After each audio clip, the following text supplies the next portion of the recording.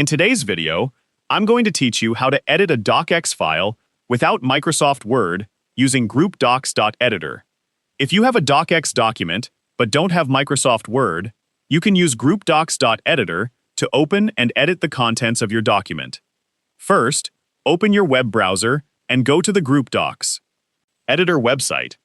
Once the website is open, look for the option to upload or open a document. Select your DOCX file from your computer and wait for the document to load.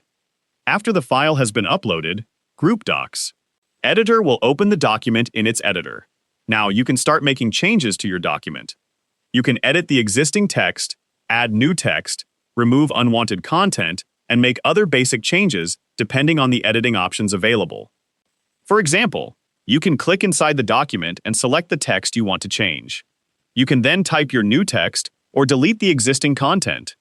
You can also use the available formatting tools to change things, such as the font, text size, alignment, and other formatting options. If your document contains multiple sections, tables, or other elements, review the document carefully after making your changes to make sure everything is still properly formatted.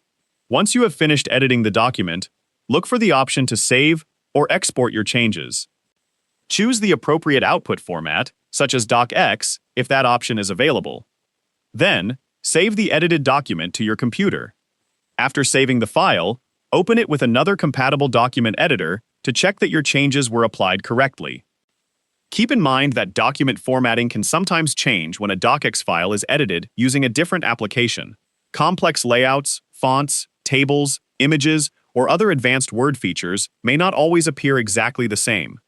For important documents, it's a good idea to keep a backup of the original DOCX file before making any changes. And that's how you can edit a DOCX file without Microsoft Word using GroupDocs.Editor. This can be useful when you need to make changes to a Word document but don't have Microsoft Word available. If you found this video helpful, let me know in the comments, give it a like, and subscribe to the channel.